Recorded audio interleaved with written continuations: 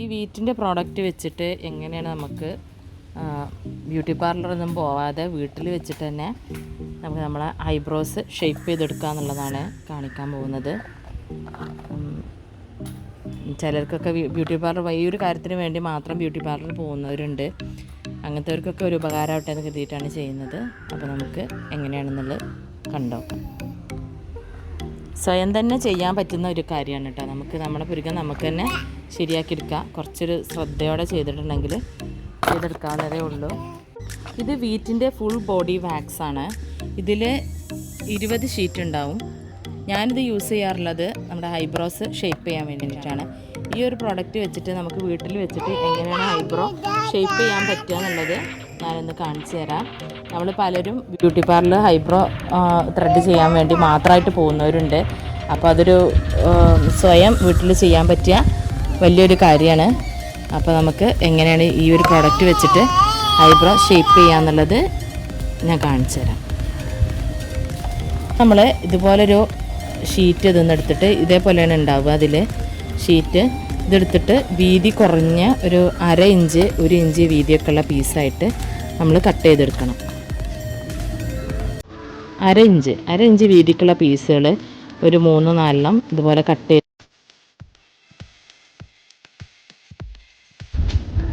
അകത്ത് ലൈറ്റിങ് കുറവായതുകൊണ്ടാണ് കേട്ടോ പുറത്തേട്ട് ഇറങ്ങിയിട്ടുള്ളത് കൊണ്ട്. അപ്പോൾ അതുകൊണ്ട് എങ്ങനെയാണ് ചെയ്യാമെന്ന് കാണിച്ചു തരാം. ഇത് നമ്മളൊരു 4 സ്റ്റെപ്പായിട്ടാണ് ചെയ്യുക. ആദ്യം ഈ മേൽഭാഗം ഇവിടെയും എടുക്കും.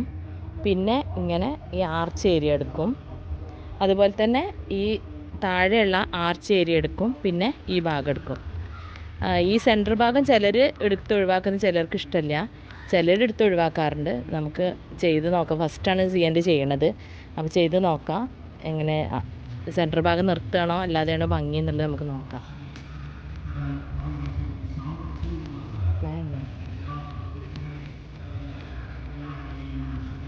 ഇതാ ഈ ഒരു പ്രോഡക്റ്റ് ഇങ്ങനെ സെൻറ്ററിൽ ഇങ്ങനെ ഓപ്പൺ ചെയ്തെടുക്കാം.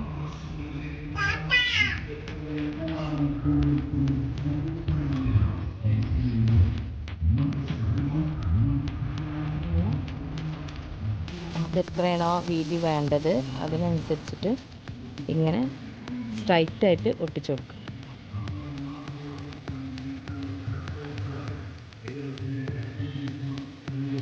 ഇതേ ഒരു ലെവൽ തന്നെ വരുന്ന രീതിയിൽ നമുക്ക് താഴെ ഈ സൈഡിൽ ഒട്ടിച്ചു കൊടുക്കാം. നന്നായിട്ട് ഓപ്പോസിറ്റ് നമ്മൾ ഏത് ഭാഗത്തേക്കാണോ രോമമുള്ളത് ആ ഭാഗത്തേക്ക് നമ്മൾ പ്രസ് ചെയ്ത് കൊടുക്കുക. അത് ഓപ്പോസിറ്റ് ഡയറക്ഷനിൽ വലിച്ചു കൊടുക്കുക. ഓപ്പോസിറ്റ് ഡയറക്ഷനിൽ വലിക്കുക ചെയ്യുക. അതൊരു പെട്ടെന്ന് വലിച്ചെടുക്കുക. അതേപോലെ അപ്പോൾ ഈ ഒരു സൈഡ് 2 സൈഡും ക്ലിയർ ആയിട്ടുണ്ട്. ഇനി നമുക്ക് അടുത്ത സ്റ്റെപ്പ് ഈ ഒരു ആർച്ച് ഏരിയയാണ്. ഈ ആർച്ച് സൈഡ് കൂടി എടുത്തതിന് ശേഷം നമുക്ക് ഇവിടെ വീതി ഓർക്കണം എന്ന് തോന്നണമെങ്കിൽ പിന്നെ നമുക്ക് ചെയ്ത് കൊടുക്കാം. ആർച്ച് സൈഡ് ഇതിപ്പോൾ വലിയ വീതി കുറക്കാതെയാണ് ചെയ്യുന്നത്.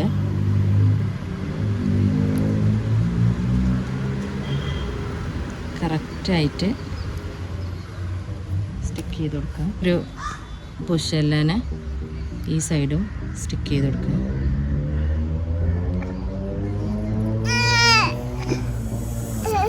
ഇവിടെ ഇതേപോലെ തന്നെ ഐബ്രോ ഉള്ള സൈഡിലേക്ക് നല്ല പ്രസ് ചെയ്തെടുത്തിട്ട് ഓപ്പോസിറ്റിലേക്ക് വലിച്ചെടുക്കുക.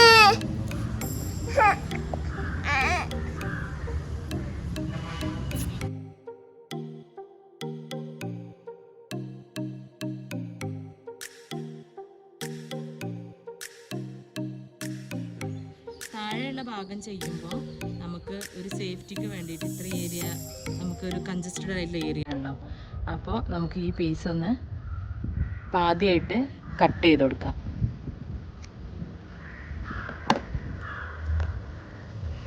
ഇത് ആദ്യം ഈ ആർച്ച് ഏരിയയാണ് എടുക്കാൻ പോകുന്നത്.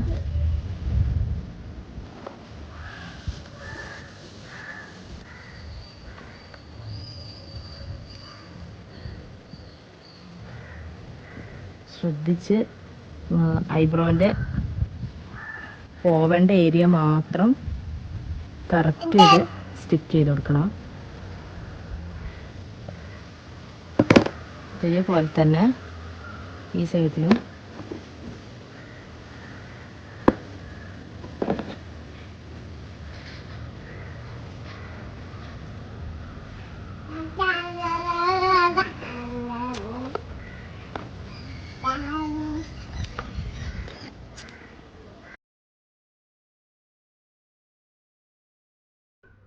ലാസ്റ്റ് സ്റ്റെപ്പ് അതേപോലെ തന്നെ ഇതുപോലെ 2 സൈഡിലും സ്റ്റിക്ക് ചെയ്തതിന് ശേഷം നേരത്തെ ചെയ്ത അതേ പ്രോസസ്സ് തന്നെ റിപ്പീറ്റ് ചെയ്യാണ്.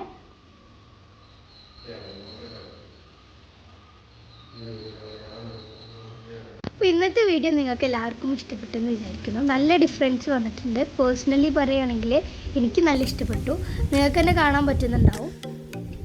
അപ്പോൾ നിങ്ങൾ ഇതിന് വേണ്ടിയിട്ട് തന്നെ ബ്യൂട്ടി പാർലറിൽ പോകുന്ന ആൾക്കാരാണെന്നുണ്ടെങ്കിൽ തീർച്ചയായിട്ടും ഇതൊന്ന് വീട്ടിൽ ട്രൈ ചെയ്ത് നോക്കുക. വെറും 5 മിനിറ്റ്സ് കൊണ്ട് തന്നെ നമുക്ക് ചെയ്ത് തീർക്കാവുന്നതാണ്. പിന്നെ നമ്മൾ സെൽഫായിട്ട് ചെയ്യുമ്പോൾ കുറച്ചും കൂടെ കെയർ ചെയ്യണമെന്നേ ഉള്ളൂ.